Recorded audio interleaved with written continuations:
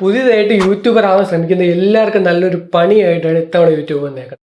ഇതുവരെ നമുക്ക് നമ്മുടെ ചാനൽ മോണിറ്റൈസ് ചെയ്യണമെങ്കിൽ വെറും 1000 സബ്സ്ക്രൈബേഴ്സ് 4000 വാച്ച് അവർ മതിയായിരുന്നു ഒരു വർഷത്തിനുള്ളിൽ. ഇല്ലെങ്കിൽ 90 ദിവസത്തിനുള്ളിൽ 10 മില്യൺ ഷോർട്സ് വ്യൂസ്.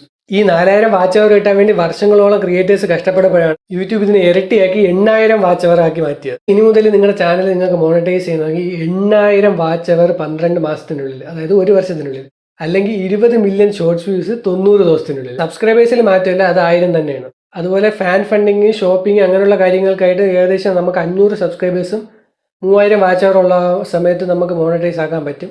അതിൽ മാറ്റമൊന്നുമില്ല. ഓൾറെഡി യൂട്യൂബ് പാർട്ണർ പ്രോഗ്രാം, അതായത് മോണിറ്റൈസ് ആയിട്ടുള്ളവർക്ക് ഇത് ബാധകമല്ല കേട്ടോ.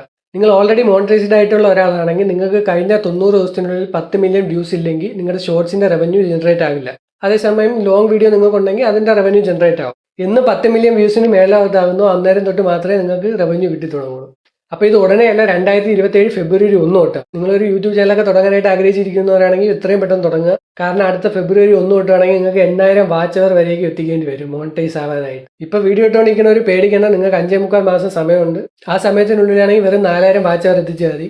ഈ 5.25 മാസത്തിനുള്ളിൽ 4000 വാച്ച് അവർ എങ്ങനെ എത്തിക്കാന്നുള്ള വീഡിയോ ഞാൻ നാളെ തന്നെ പോസ്റ്റ് ചെയ്യുന്നതായിരിക്കും. അപ്പോൾ ബെസ്റ്റ് ഓഫ് ലക്ക്.